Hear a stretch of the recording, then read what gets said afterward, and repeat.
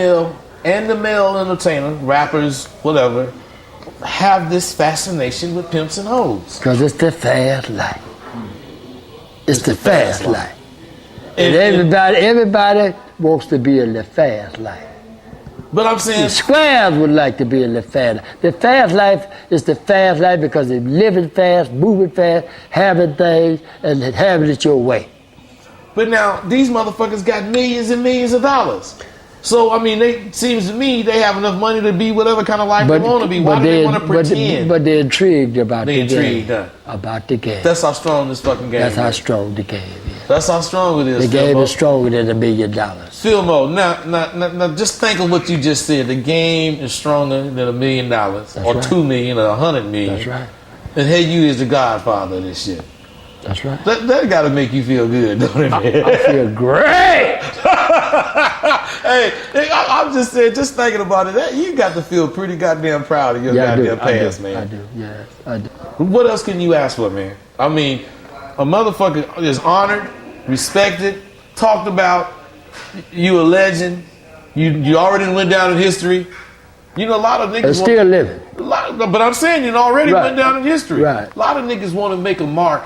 Want to leave a lasting impression before they leave. Before they leave. Yeah, I done did it. I'm still here. I got to be blessed. You blessed, man. Yeah, I'm blessed. I love it. I thank you, motherfucker, man.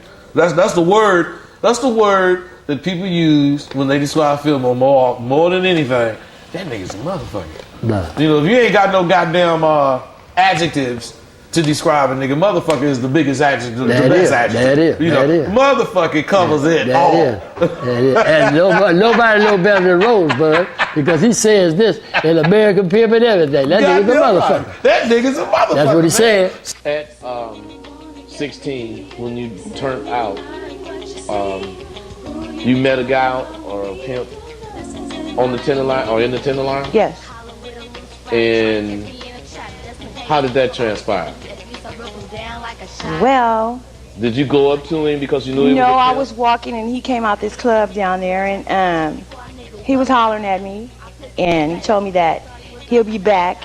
So he left and I stayed there and waited. When he came back, I was there. Did you know you was gonna get with him then? Yeah. He didn't know it, but you knew it. Yeah. From 16 to you say a young, beautiful 38 years, which was a few years in between. Could you describe your views of the game as far as back then and now? Yes. The game is not the same. You know what I mean? As from when I was turning out up until now, the pimps are not the same. To me, there's no pimps as far as the young kids is turning out now, except for the old ones that's been there. And the hoes are not the same. They don't stick together, you know, like we used to. You know what I mean? And it's to me, it's really not no pimps no more. It's dope boys, just in the game with these young girls that don't know nothing. And I feel like they're at an advantage because their mom got so much game. I mean, my boys, they come and they talk to me, you know what I'm saying? And you know, just like, you know, really, and I just break it down to them. It's hard for a female to raise men, you know, but since I was in such a masculine environment, you know, I just give them the knowledge, you know, as best I can. I like that answer. And I like what you just said about being in a masculine environment. It don't sound like you left the game with a bitter taste. Oh no, not at all. You know, I wouldn't change anything that I've gone through because I think that you know, what I know now and the way that life is treating me today and, you know, the blessings that I continue to get, you know, and I see folks, you know, a lot of, you know, so when I may have shows at one point in time, you know, and it's with a lot of love because we're all, you know, trying to turn this into a positive. You know, knowledge from the game will give you a lot of information. You live life at a different level. Actually, I work for the city and county of San Francisco. No, I'm not. What you be doing? I actually case manage. You know, one of the things that I was blessed about from some of the risky behavior of mine is that I was blessed not to catch any communicable diseases. So I gave back to my community, and I work with a lot of girls that are still working the street, you know, try to give them some harm reduction tools on how to keep themselves safe. You know, the game has really changed a lot. You know, a lot of women are out there, you know, just lost because they on drugs and they don't have nobody to manage them. I would suggest, you know, if you're going to be in the game to be represented. You know, I mean, I would think that would be a better way to go, because what you're risking when you're out there as an outlaw, you know, your life, your freedom, you know, it's not always worth it. You know, I think a lot of ladies right now today are lacking a lot of representation. Raquel. Raquel? Yes, Raquel. Really? Yeah, really. Raquel. Raquel. Raquel, are you a hooker?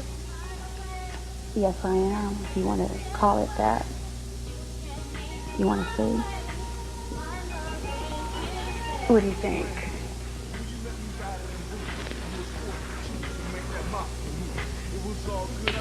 Well, hell, Raquel, you don't want to know what I think.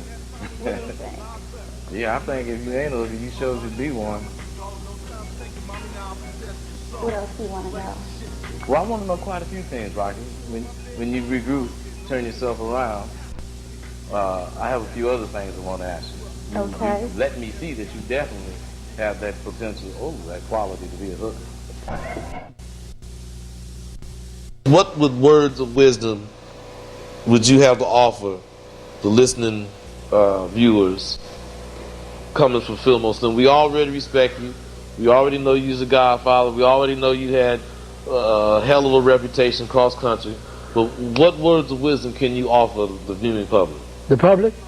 Not about being in the game unless that's what your words of I wisdom said the public? is about. Offer Yeah. the public? Mm-hmm. Well, I would offer the public this here. You know, Pippin and Homer go way back in the Bible days, you understand me?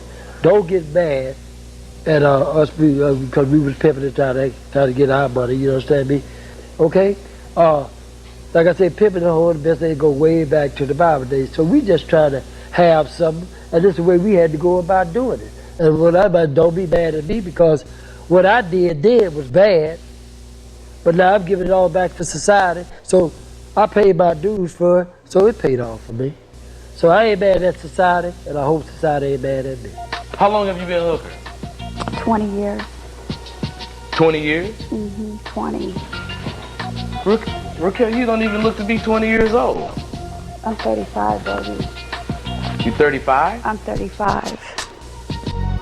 Well, what made you become a hooker? It's a long story, but I'll make it short. I got kidnapped in LA by gunpoint. I lost in touch with my girlfriend's contact. There was no cell phones, no pagers. So I went out and made some money and got home. You got kidnapped, and then because there was no way to contact your girlfriends after being kidnapped, you had to get back home. Where's home? San Francisco. So you had to get from LA to San Francisco, and that's what started you hooking? I was 15 years old. I said, ooh, this is easy money. Wait till I get back into the city. I'm going to blow this shit up. Who kidnapped you? 3 guys in a gas station came up to me and asked me where the party was, where was the club. And my dumb ass went up to the car. They had guns and told me to get in. We got on Highway 5. I bent over the car. I bent the steering wheel and made the car roll. I embraced myself because I knew we was going to get in an accident. So I jumped out on Highway 5, 4 o'clock in the morning, got to the nearest gas station, and I met some men, and there it was. Were the guys that kidnapped you, were they pimps? No. Were the guys you met, were they pimps after you got to the gas station? No. How much money can a good hoe potentially make on a daily basis? Well, I heard on a third-party basis they could make from $8,000 to $300 per day, depending on how they work it, how they carry themselves. During that time on the streets, had you ever heard of Fillmore Slim? Oh, yes, I did. The godfather of the pimps, yes. You heard he was the godfather? Yes, he's the godfather of the pimps.